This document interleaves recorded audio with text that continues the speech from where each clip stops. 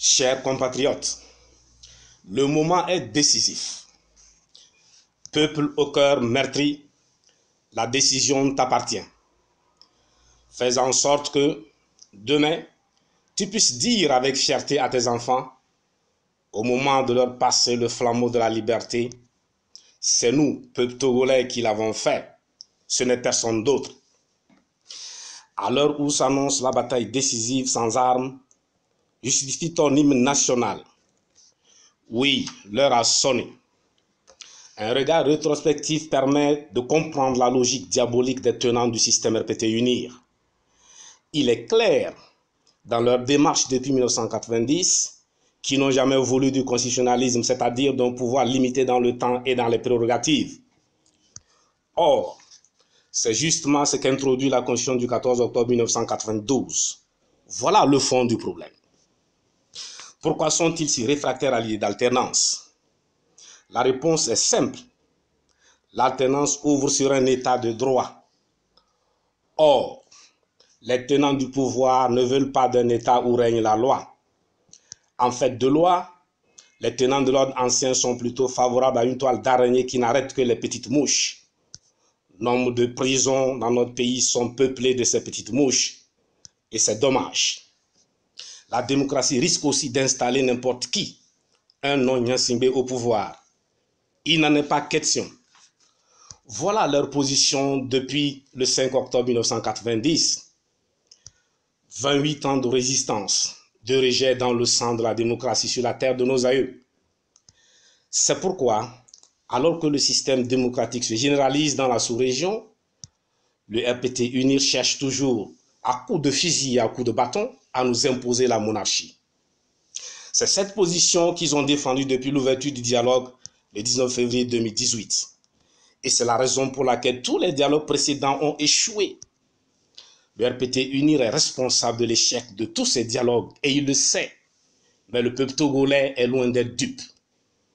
De ce point de vue, les compatriotes qui ne croyaient pas à ce dialogue ont raison. Toutefois, l'opposition, consciente de la situation, a accepté d'aller aux discussions. C'est en effet pour amener le pouvoir à exposer à la face du monde entier cet art incurable. Vous êtes témoins des sacrifices que nous avons consentis par considération pour la communauté internationale, ceci en vue de donner une chance à ce énième dialogue. Nous avons fait tout ce qui est humainement possible pour abréger les souffrances du peuple, en cherchant à faire entendre raison, au moins pour une fois, à ce régime politico-militaire en vain. Vous êtes témoins de toutes les rencontres depuis Paris à Lomé, en passant par Conakry et Accra. Décidément, ce pouvoir est sourd, muet, aveugle. Au dialogue, l'opposition n'a rien défendu de personnel. Notre position est sous-tendue par l'intérêt général. Si le Togo est une république, alors il doit appartenir à tous les Togolais, et leur garantir une égalité de chance. C'est pourquoi la coalition des 14 n'est pas arrivée à la table de discussion avec un nom pour le fauteuil présidentiel. Elle se bat humblement contre la concentration des pouvoirs entre les mains d'une seule personne ou d'un groupe de personnes. Le RPT-UNIR est, encore une fois, responsable de ce qui arrive au dialogue actuel. Nous, la coalition des 14 et le peuple, prenons à témoin la communauté internationale. Le monde entier sait à présent que l'acceptation du dialogue n'était qu'un moyen habile pour jouer au dilatoire afin de prendre de court l'opposition qui observait méticuleusement les règles. Le régime machiavélique, par des actes successifs, a démontré qu'il était vain de chasser le naturel. Sa mauvaise foi est évidente. En fait, acculé, le pouvoir a trouvé en ce dialogue une bouée de sauvetage. Mais, comme vous pouvez le constater, quand ils croient avoir trouvé une solution pour s'éterniser au pouvoir, c'est juste une illusion. Quel est leur plan? Le pouvoir veut utiliser le dialogue pour généraliser le siège dont sont victimes les villes de Mango, Bafilo et Sokodé.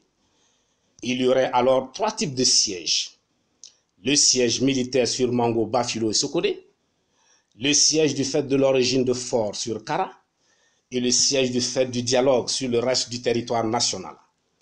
Ensuite, ils vont s'attaquer aux défenseurs des droits humains. L'arrestation de Asiba Johnson participe de cette logique. Ils vont aussi s'attaquer aux leaders syndicalistes pour leur casser le moral. C'est le cas du professeur David Dossé et son secrétaire général. En outre, ils vont tout faire pour museler la presse libre comme ils l'ont fait dans les années 90. À cet effet, qu'est-il advenu des journaux indépendants de l'époque tels Atopani Express, Courrier du Golfe, La Parole, Lettre de Tchaoudjo, Papa des Enchantés, Tribune des démocrates? Dans cette logique macabre, vous imaginez le sort préparé et réservé aux journaux libres actuels. Ils doivent le comprendre une fois pour toutes. La date du 19 août 2017 a sonné le réveil définitif de notre peuple que rien ne peut plus arrêter. Rien de ce qu'ils peuvent faire ne peut nous décourager ou nous distraire de notre objectif, l'alternance maintenant. Nous avons trop souffert et ça dure trop. Tous les citoyens togolais actuels doivent se considérer comme des survivants d'une dictature abjecte qui, dans un contexte de violence brute permanente, nous refuse la nourriture, la santé et l'éducation. Mais le peuple n'acceptera plus qu'une bande d'oligarques nous empêche de jouir de notre part de vie déposée en nous et sur le sol togolais pour chacun de nous par le Créateur qui a décidé, en toute souveraineté suprême, de l'espace et du temps concernant chacun de nous. Personne ne dirigera le Togo sans et contre les Togolais. Notre position est la décision du peuple. Celui-ci n'entend reculer pour rien au monde, dans la mesure où il s'agit de la survie de toute la nation togolaise.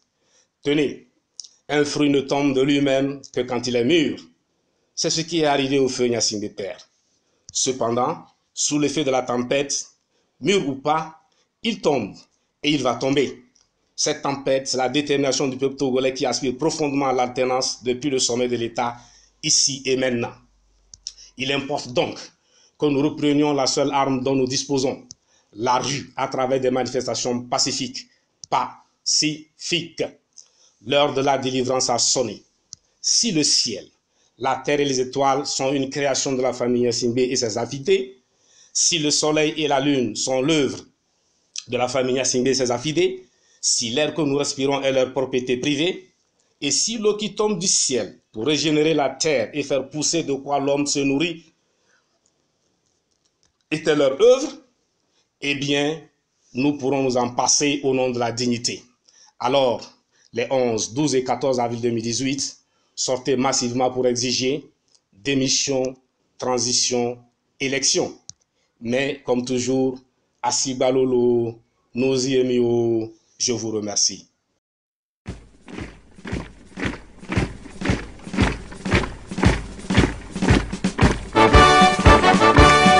Aujourd'hui plus que jamais, le devoir nous appelle et nous sommes là présents. Aujourd'hui plus que jamais, le devoir nous appelle et nous sommes là pour toi. C'est vrai, nous sommes partis pour le Ghana. Bien sûr, nous sommes partis pour le Bénin. Y en a qui sont partis pour le Faso. Par milliers, nous sommes partis, éparpillés en Afrique. Aujourd'hui plus que jamais, le devoir nous appelle et nous sommes là pour toi. Togo, mon beau pays, je te porte dans mon cœur comme l'hirondelle et son agenda de printemps. Je reviens au pays pour revivre ta chaleur. Comme la sentinelle, je veillerai sur toi.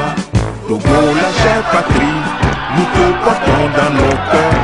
Comme l'hirondelle et son agenda de printemps, nous rentrons au pays pour défendre tes couleurs.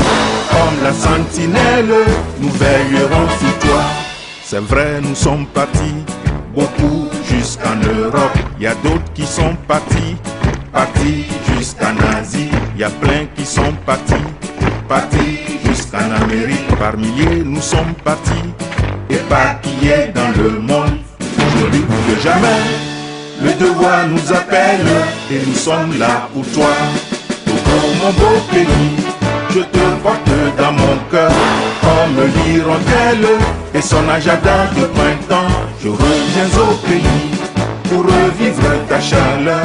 Comme la sentinelle, je veillerai sur toi. Togo, la chère patrie, nous te portons dans nos cœurs. Comme l'hirondelle et son agenda de printemps, nous rentrons au pays pour défendre tes couleurs. Comme la la sentinelle, nous veillerons sur toi. C'est vrai, ça doit finir, ce vieux régime de vampires qui poursuit des vies humaines partout dans nos foyers. Disons non aux grands bandits qui s'approprient nos richesses. Disons non à la traîtrise et resserrons bien nos rangs. Aujourd'hui plus que jamais, le devoir nous appelle, enfants de la patrie.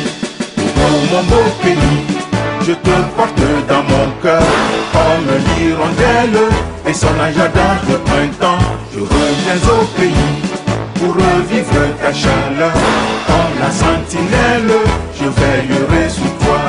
Togo, la chère patrie, nous te portons dans nos cœurs. Comme l'hirondelle et son agenda de printemps, nous rentrons au pays pour défendre tes couleurs. Comme la sentinelle, nous veillerons sur toi. Aujourd'hui plus que jamais, le devoir nous appelle et nous sommes là présents.